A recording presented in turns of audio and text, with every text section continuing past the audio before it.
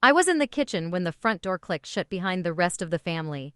It was one of those rare weekends when everyone was out for the day.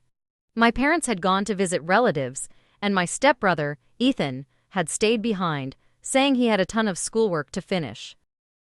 It wasn't unusual for me to be alone with Ethan, but something about today felt different. There was a certain stillness in the house that made every sound, even the faintest, seem amplified. I busied myself with making lunch, trying to ignore the weird feeling gnawing at my stomach. Ethan had been acting distant lately more than usual. We were never particularly close, and after our parents got married a few years ago, there had always been this underlying tension between us. As I finished chopping the vegetables, I heard his footsteps descending the stairs, slow and deliberate, like he was deep in thought. Ethan appeared in the doorway, leaning against the frame casually. "Hey, Lily," he greeted, his voice easy, but there was an edge to it that made me pause. "What are you making?" "Just some pasta," I replied, keeping my tone light. "Want some?" "Sure," he said, but instead of walking away like he usually did, he lingered, watching me with a strange expression.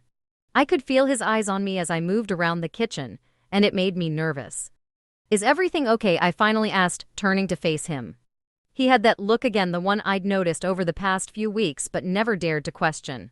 "Yeah, why?" He smirked, but there was no humor in his eyes. "You seem a little on edge." "I'm fine," I lied, focusing back on my task. Suddenly, Ethan walked over to the counter and stood closer to close.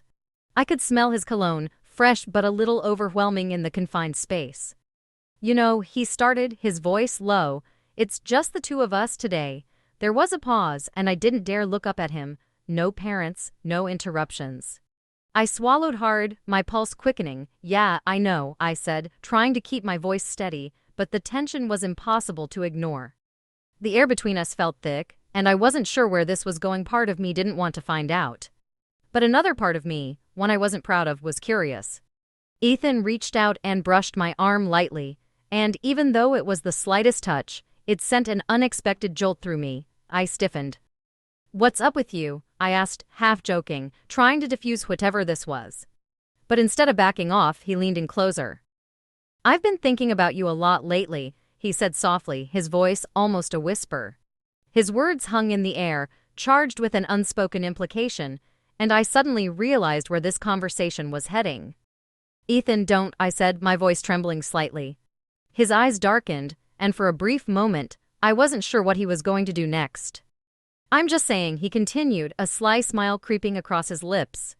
"It's just the two of us, what's the harm in talking?" But the way he said it made it clear that talking wasn't really what he had in mind. I stepped back, putting distance between us. The kitchen suddenly felt too small, the space between us suffocating. His words were playful on the surface, but there was something darker underneath, something that made me feel like I was standing on the edge of a precipice. "Talking, huh?" I said, forcing a laugh, though it came out shaky. "What exactly do you want to talk about, Ethan?" His eyes flickered with something I couldn't read, but he didn't answer right away. Instead, he took another step toward me, closing the gap once more. My heart raced and I could feel the tension building. "Come on, Lily," he said, his tone soft but insistent, "you know what I mean." I turned away, grabbing the plates I had set aside, needing to create some kind of distraction. "I'm taking this to the living room," I muttered, trying to sound casual. I didn't look back as I walked out, but I could hear him following me. I set the plates down on the coffee table, and Ethan plopped onto the couch, his eyes never leaving me. It felt like he was waiting for something, but I couldn't figure out what. I sat on the opposite end of the couch, keeping as much distance as possible. The TV was on, but I wasn't really watching it. All I could focus on was the weight of his gaze. For a while, the room was filled with silence, broken only by the ticking of the wall clock. Each second felt agonizingly slow, the tension between us simmered, unspoken but undeniable. "Do you ever think about what things would be like if we weren't related?" Ethan asked suddenly, breaking the silence. His voice was low, as if he wasn't sure he should be saying it. My stomach dropped. This was crossing a line I wasn't sure either of us knew how to handle. I didn't answer right away. How could I? "That's a weird question," I said finally, trying to deflect.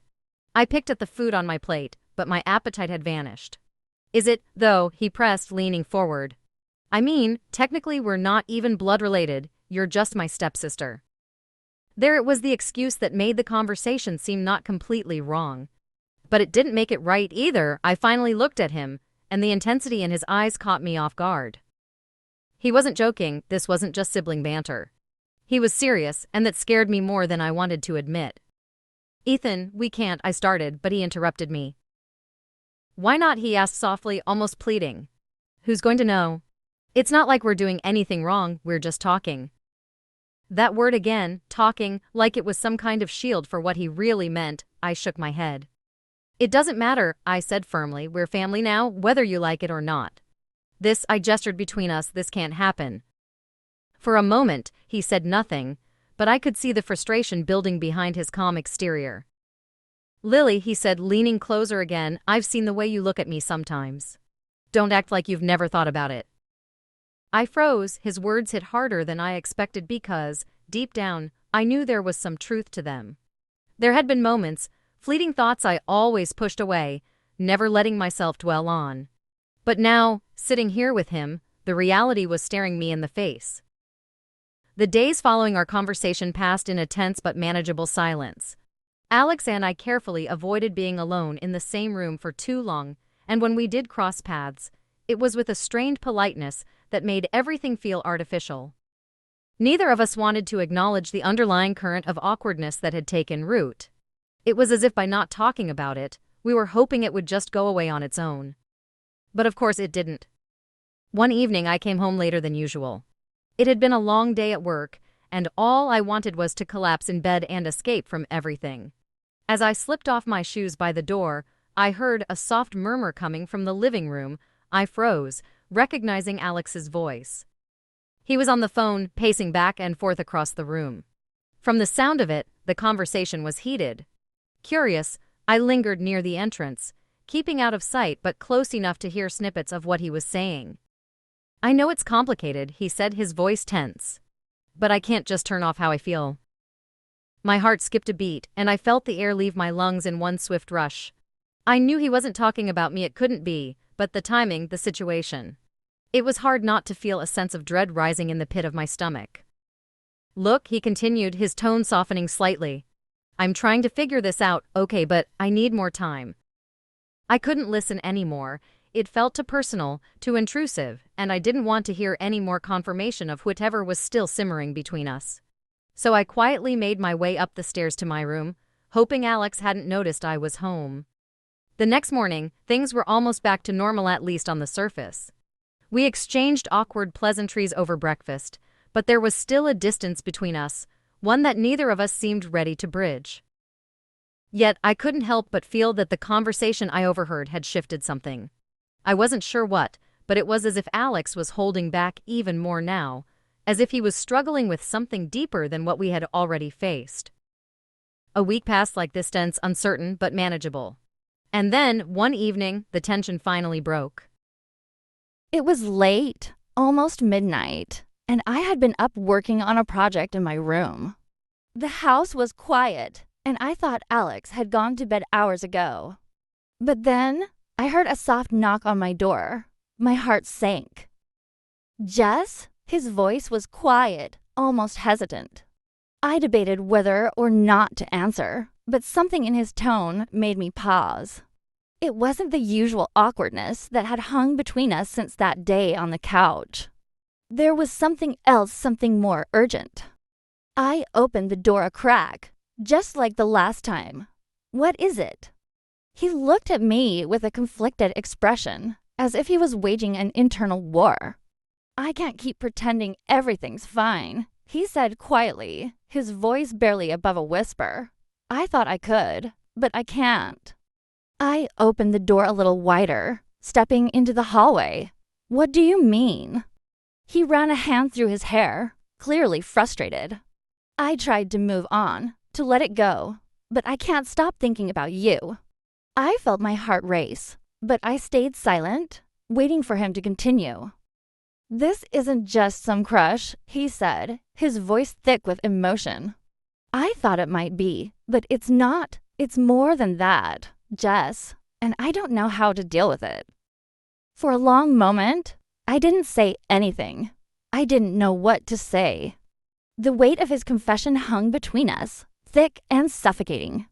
My mind was racing, trying to process what this meant for us, for our family, for everything. Alex, I started, but I didn't know how to finish the sentence.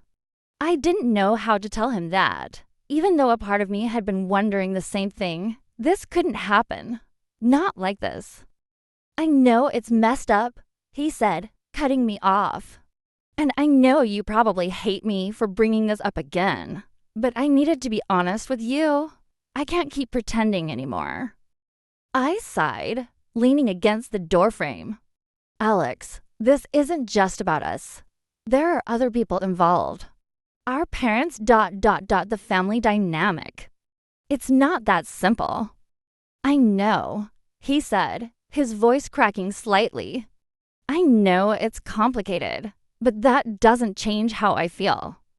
I shook my head, feeling a lump form in my throat.